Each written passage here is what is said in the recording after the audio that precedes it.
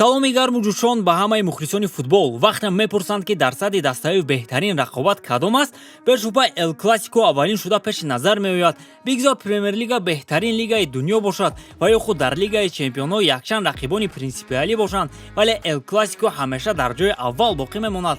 Вале он мисли солҳои қаблӣ вақте Роналдо дар Реал ва Месси дар Барса буд, он қадар ҷолиб нест. Аллакай пас аз рафтани Криштиану Месси иқрор шуда буд ки рақобат бо Реал мисли пештара шавқовар намегузарад.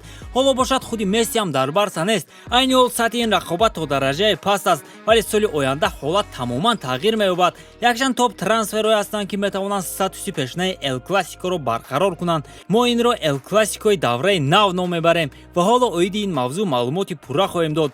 дӯстон, барои он ки дар ин канал тез видео барояд, ҳатман лайкҳои қиматбоҳи худро гузошта ба канал обуна шавед. чӣ тавре ки бузургон мегӯянд, дастгирии шумо пешравии мо.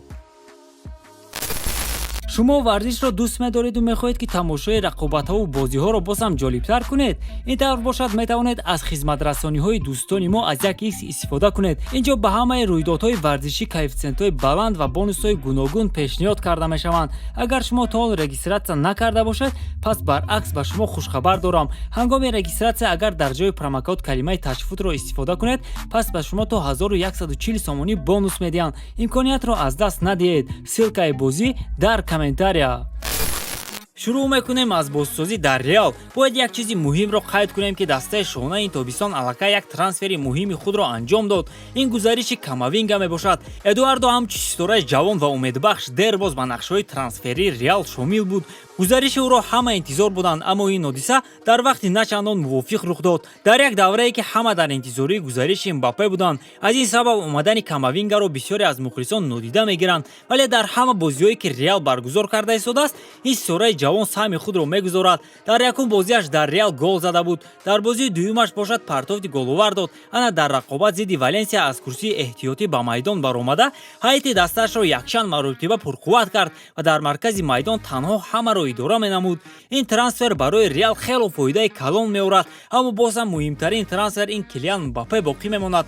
бо он ки ӯ соли оянда бепул ба Реал гузариш мекунад, дигар шубҳае нест. ӯ орзу дорад ки дар дастаи шоҳона бозӣ кунад ва ҳеҷ кас пеши роҳашро гирифта наметавонад. ҳамдастаи ӯ дар мунтахаби Фаронса Карим Бензема ҳам тасдиқ кард ки Килиан ба Реал гузариш хоҳад кард. болои ҳамаи ин азар ҷароҳати худро барқарор карду ҳолати варзишиаш беҳтар шудааст. дар бозии зидди Валенсия ӯ ҳунарнамоии хуб нишон дод. ягона мушкилиаш ин боварӣ надоштан ба худ мебошад. дар баъзе лаҳзаҳои головар вақте худи ӯ метавонад зарба занад, эден аз сабаби кам будани боварӣ ба худаш ба ҳамдастаи дигараш партофт мекунад. ӯро бисёри бад танқид карданд, бинобар ин метарсад ки боз ба хатогӣ роҳ надиҳад.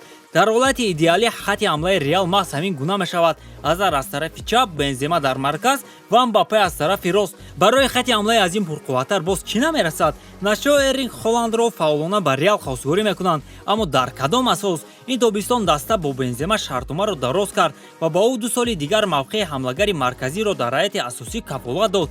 пас Эрлинг дар ҷои кӣ бозӣ мекунад? ба ҳар ҳол Перес мисли Насер Ал-Хелайфи беақл нест ки ҳама истораи футболро дар дасташ ҷамъ кунаду баъдан чӣ тавр истифода бурдани онҳоро надонад. аз ин сабаб Ҳоланд бо эҳтимоли зиёд ба дастаи дигар гузариш хоҳад кард. ба Перес зарур аст ки хати ҳимояи худро пурқувват кунад. айни ҳол ин мушкили асосии даста ба ҳисоб меравад, хусусан пас аз рафтани Рамос ва Варан. бозсозии Барселона.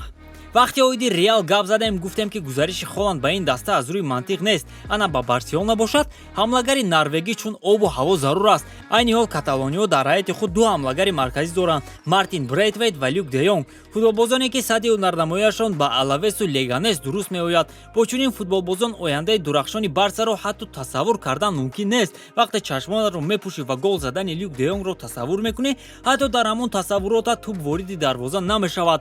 ҳолат хело бад аст. бо омадани Ҳоланд як революсия калон дар Барса рух медиҳад. ҳанӯз пеш аз он ки Лапорта президенти Каталониё шуда буд, ӯ оиди харидории Ҳоланд нақл карда чунин гуфта буд: ҳама коре ки барои харидории Ҳоланд анҷом додан мумкин аст, дар сатҳи олӣ анҷом дода мешаванд. яъне Лапорта ба он ишора кард ки дар ҳақиқат мехоҳад ин трансферро амалӣ кунад. яке аз бартариятҳои асосӣ дар амалӣ шудани ин трансфер муносибати хуби президенти Барселона бо агенти футболбоз Мино Райола аст. нашрияи Мундо Депортиво хабар медиҳад ки каталониҳо дар ҳақиқат мехоҳанд соли оянда Эрлингро бихаранд. аз назар дур нест ки Лапорта мисли Перес рафтор карда истодааст. ӯ футболбозони нолозимро фурӯхту, маоши бозингарони ҳозираро кам кард. дар дар ҷавоб бошад фақат футболбозони бепулро ба даст овард. бовар дорам ки ӯ барои харидори Ҳоланд маблағ ҷамъ карда истодааст. иш тавре ки Реал дар орзуи Мбаппе буд, Барса ҳам дар орзуи Ҳоланд аст. дар ҳолати идеалӣ хати ҳамлаи Барса дар мавсими оянда ин гуна хоҳад буд: Фати, Ҳоланд ва Депай.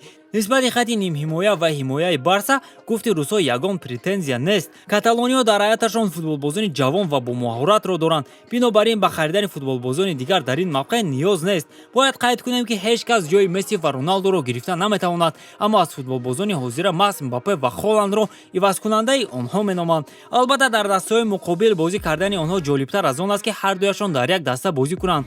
Мбаппе дар Реал ва Ҳоланд бошад дар Барселона. ин трансферҳои идеалӣ ва пеш аз ҳама дубора зинда шудани номи Эл-Класико хоҳад буд. бо ман розиед? фикру ақидаҳои худро дар ин бора дар комментария нависед. бо ҳамин тамом дӯстон, бо шумо буд канали Футбародарон ва ровии он Беҳрӯз Артиков. хайр то барномаҳои оянда.